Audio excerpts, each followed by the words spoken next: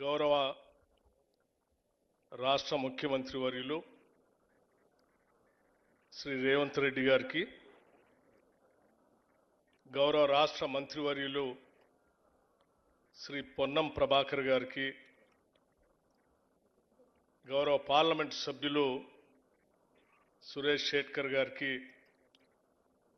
గౌరవ మాజీ పార్లమెంట్ సభ్యులు రాష్ట్ర కాంగ్రెస్ కమిటీ మాజీ అధ్యక్షులు శ్రీ హనుమంతరావు గారికి, గౌరవ రాష్ట్ర ప్రభుత్వ సలహాదారులు షబ్బీర్ అలీ గారికి, గౌరవ రాష్ట్ర ప్రభుత్వ సలహాదారులు వేం నరేందర్ రెడ్డి గారికి, అట్లాగే గౌరవ రాష్ట్ర ప్రభుత్వ ప్రోటోకాల్ చైర్మన్ శ్రీ హరకర వేణుగోపాల్ గారికి, వేదిక మీద ఉన్నటువంటి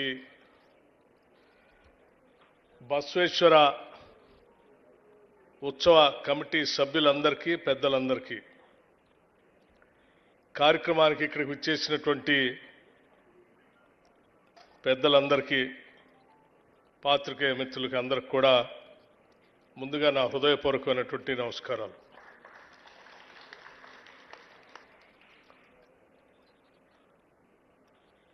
ఈరోజు భారతదేశ సమాజానికి సంబంధించినంతవరకు ఒక గొప్ప రోజుగానే మనం అందరం భావించాలి. దేశంలో ఉన్నటువంటి అనేక రుగ్మతల పైన పోరాటం చేసి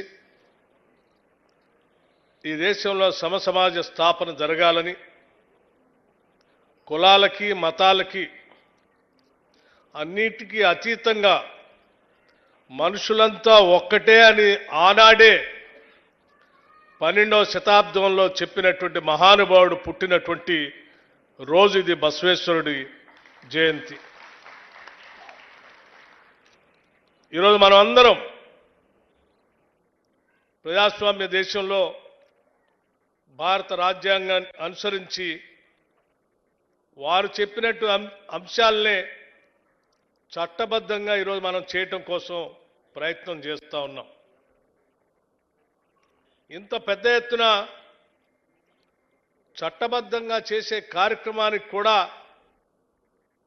ఇంకా ఎన్నో ఆటంకాలు, ఎన్నో ఇబ్బందులు ఎదుర్కొంటున్నటువంటి ఈ రోజుల్లోనే మనం చూస్తూ ఉన్నాం. అటువంటిది 12వ శతాబ్దంలోనే మరి ఆ రోజుల్లో రాజరిక వ్యవస్థలో అన్ని కట్టుబాట్ల మధ్యన పుట్టినటువంటి బసవేశ్వరుడు ఆ సమాజానికి వ్యతిరేకంగా నిలబడి ఇది కాదు జీవన విధానం అని చెప్పి ఆయన ఒక కొత్త సిద్ధాంతాన్ని భారతదేశానికి అందించి ఒక గొప్ప కార్యక్రమాన్ని, నినాదాన్ని దేశానికి అందించాడు. ఈరోజు బసవేశ్వరుడిని మనం ఏదో మతతత్వవేత్తగా చూడటం కోసం కొద్దిమంది ప్రయత్నం చేస్తూ ఉన్నారు. ఇది కరెక్ట్ కాదు. ఆయన మతతత్వవేత్త కంటే కూడా ఒక పెద్ద సోషల్ రిఫార్మిస్ట్, ఒక సామాజిక పరివర్తన కోసం తన జీవితం మొత్తాన్ని అర్పితం చేసినటువంటి నాయకుడు.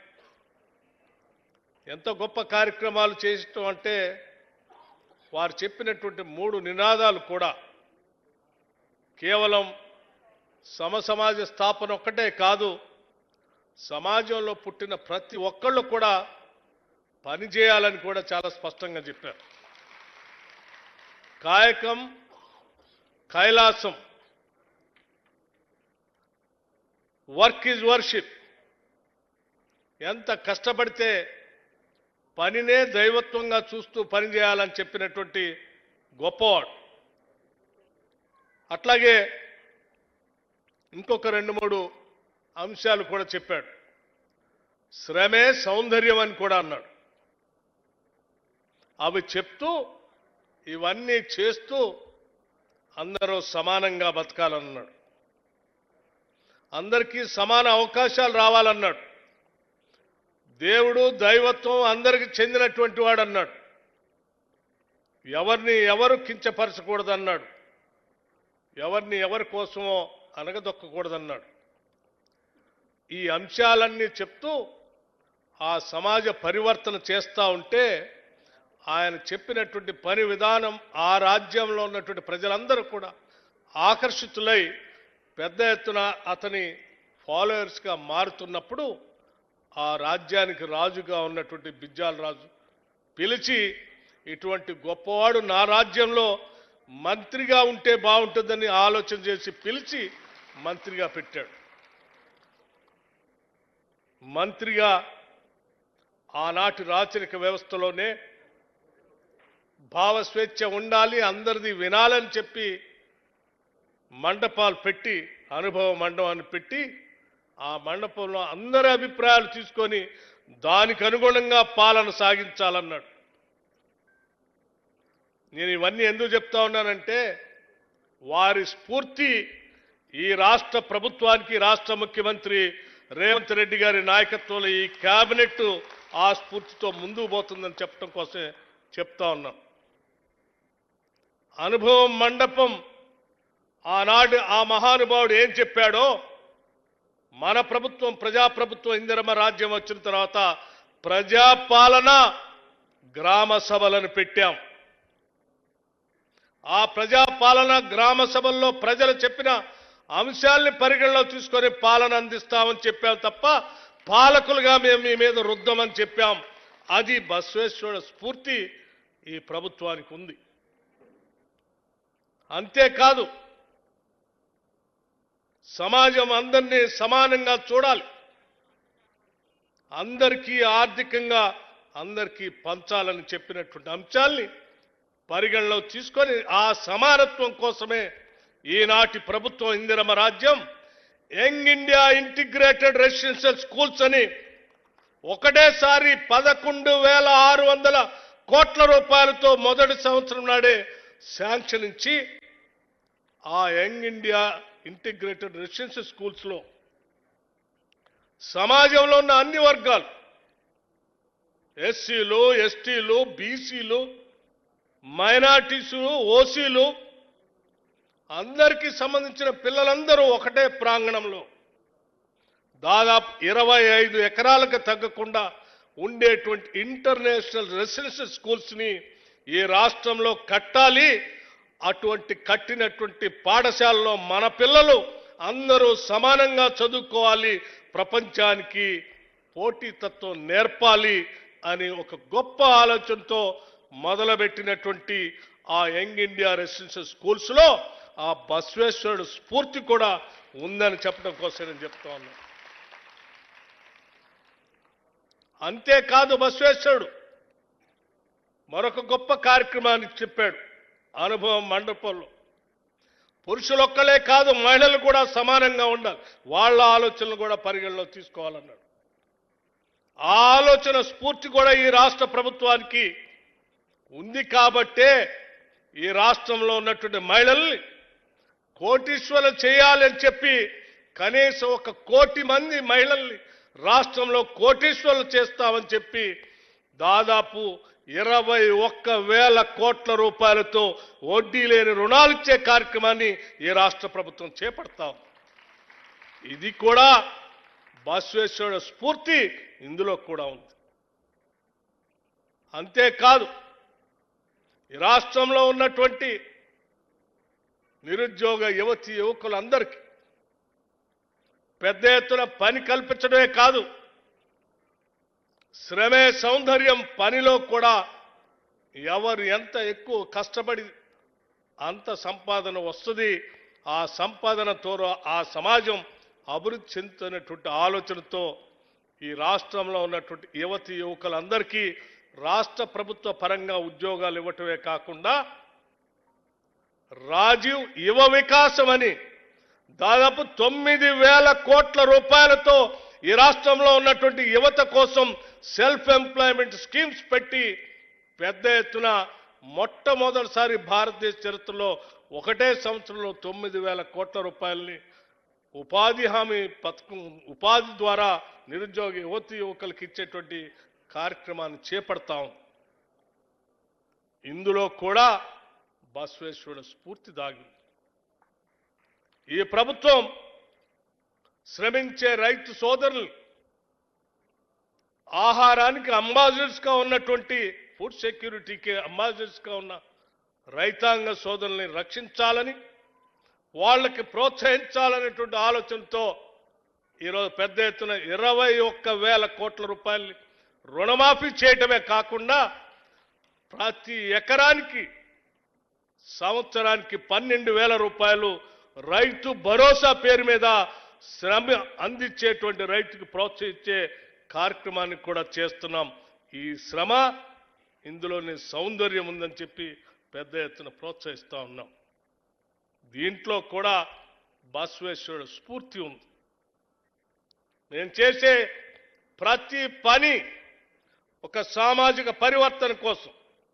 ఆనాడు బసవేశ్వరుడు చెప్పినటువంటి విధానం కానీ, లేకపోతే డాక్టర్ బాబాసాహెబ్ అంబేద్కర్ గారు చెప్పినటువంటి స్ఫూర్తి కానీ, లేకపోతే అనేక మంది స్ఫూర్తిదాతలు సామాజిక పరివర్తన చెప్పినటువంటి కార్యక్రమాలను స్ఫూర్తిగా తీసుకొని ఈ రాష్ట్ర ప్రభుత్వం ఇక్కడ సంపాదించే సంపదని ప్రజలకి పంచే కార్యక్రమంలో ఉన్నాం తప్ప పాలకులు పంచుకునే కార్యక్రమంలో లేవు.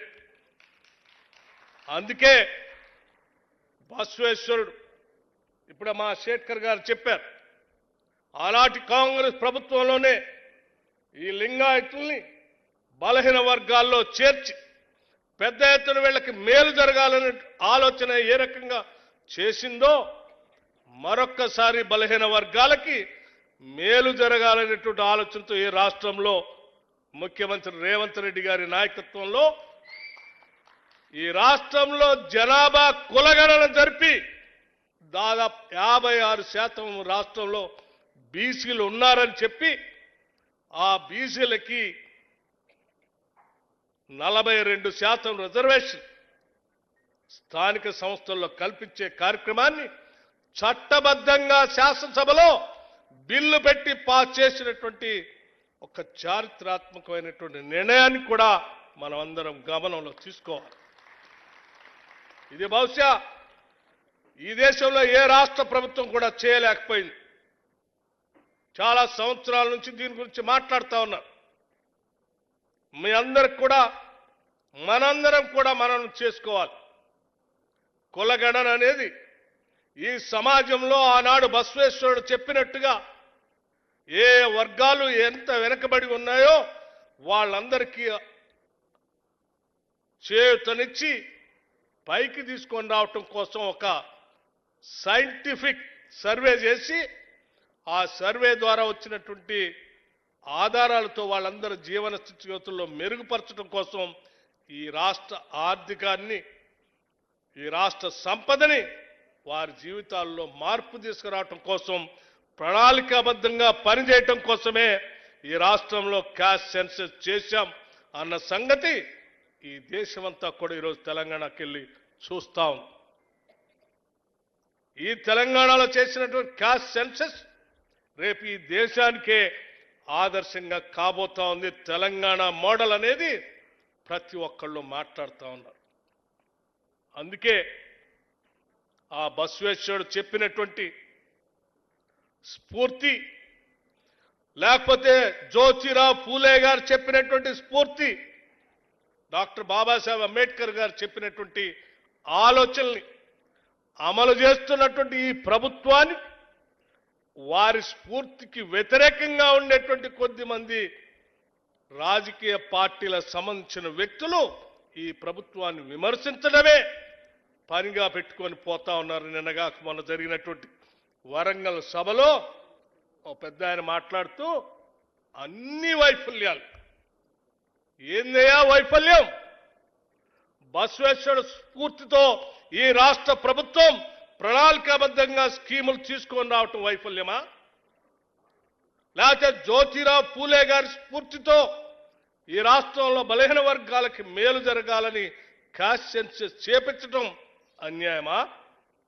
లేకపోతే బాబాసాహెబ్ అంబేద్కర్ గారి స్ఫూర్తితో భారత రాజ్యాంగాన్ని అమలు చేస్తూ ఈ రాష్ట్రంలో ఉన్న సంపదని భూమి లేని నిరుపేద కుటుంబాలకు ప్రతి కుటుంబానికి సంవత్సరానికి 12,000 రూపాయలు ఇవ్వాలని ఆలోచన చేసి అమలు చేయటం అన్యాయమా?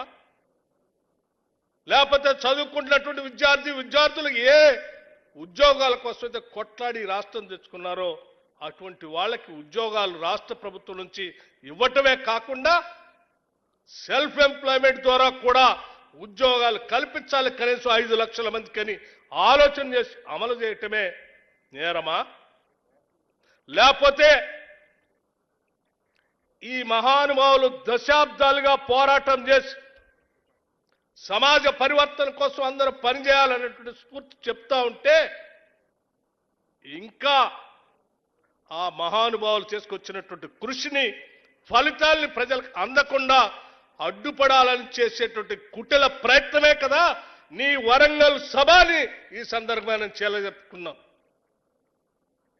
నిజంగా మీకు ఈ సమాజం మీద మార్పు మీద ఏమాత్రం ప్రేమ ఉన్నా ఈ రాష్ట్ర ప్రభుత్వం చేస్తున్నటువంటి ఈ కార్యక్రమాల్ని అభినందించాల్సింది పోయి అన్ని విఫలమైపోయిందని మాట్లాడుతూ ఉంటే నేను చెప్తా ఉన్నాను, ఈ రాష్ట్రంలో ఉన్నటువంటి బలహీన వర్గాలందరూ గమనించాలి.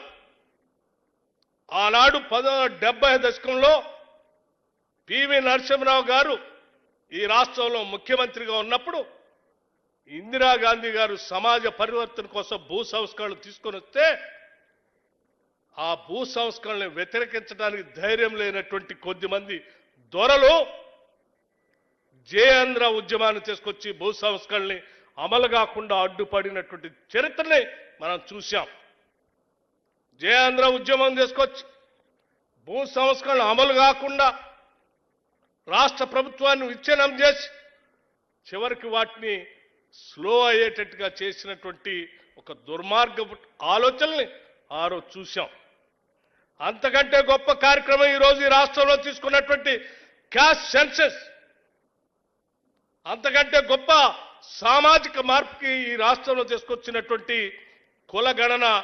ఆ కులగణన నుంచే వచ్చిందే 42% ఈ రాష్ట్రంలో ఉన్నటువంటి బలహీన వర్గాలకి ఈ స్థానిక సంస్థల్లో కానీ ఉద్యోగాల్లో కానీ కల్పించేటువంటి రిజర్వేషన్. ఇది ఒక పెద్ద సామాజిక మార్పుకి నాంది కాబోతా ఉంది. అటువంటి సామాజిక మార్పుకి నాంది కాబోతుంది కాబట్టే దాన్ని నేరుగా వ్యతిరేకించలేక కులగణనలో కనీసం పార్టిసిపేట్ చేయనటువంటి టీఆర్ఎస్ పార్టీకి సంబంధించిన నాయకత్వం, భారతీయ జనతా పార్టీకి సంబంధించిన నాయకత్వం ఎక్కడ బీసీలకు మేలు జరుగుతుందో అని చెప్పి దాన్ని వ్యతిరేకించడం కోసం నేరుగా వ్యతిరేకించలేక ఇండైరెక్ట్ గా ఈ రాష్ట్ర ప్రభుత్వం పైన అవాకులు చవాకులు పేలుతా ఉంది. బసవేశ్వరుడు సాక్షిగా చెప్తా ఉన్నాం, మీరు ఎన్ని కుయక్తులు పాడినా ఈ రాష్ట్ర ప్రభుత్వం బలహీన వర్గాల కోసం నిటారుగా నిలబడి బసవేశ్వరుడు ఆలోచనల్ని అమలు చేస్తుందని కూడా చాలా స్పందనగా చెప్తా ఉన్నాం.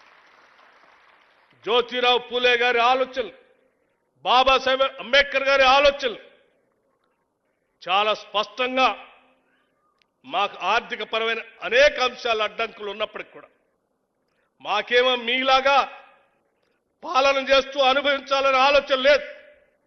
ముఖ్యమంత్రి రేవంత్ రెడ్డి గారికి కానీ లేకపోతే ఈ రాష్ట్ర ప్రభుత్వంలో ఉన్న కేబినెట్ మంత్రులకు కానీ నాకు కానీ మేమందరం ఈ సమాజ పరివర్తన కోసమే పనిచేస్తా ఉన్నాం.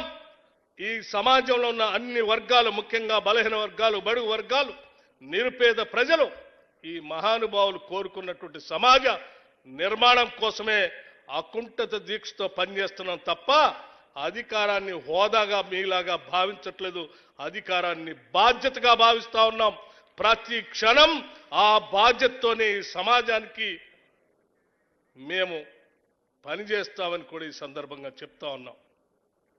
ఈ చేసే మంచి కార్యక్రమాల్ని మీరందరూ బసవేశ్వరుడు ఆలోచనలు కానీ, జ్యోతిరావు పూలే గారి ఆలోచనలు కానీ, బాబాసాహెబ్ అంబేద్కర్ గారి ఆలోచనలు కానీ నమ్మి ఆచరించాలని కోరుకునే ప్రతి ఒక్కళ్ళు ఈ రాష్ట్ర ప్రభుత్వాన్ని ఆశీర్వదించండి. వారి స్ఫూర్తితో వారి మార్గాన్ని అనుసరిద్దాం, వారి లక్ష్యాలను చేరదాం.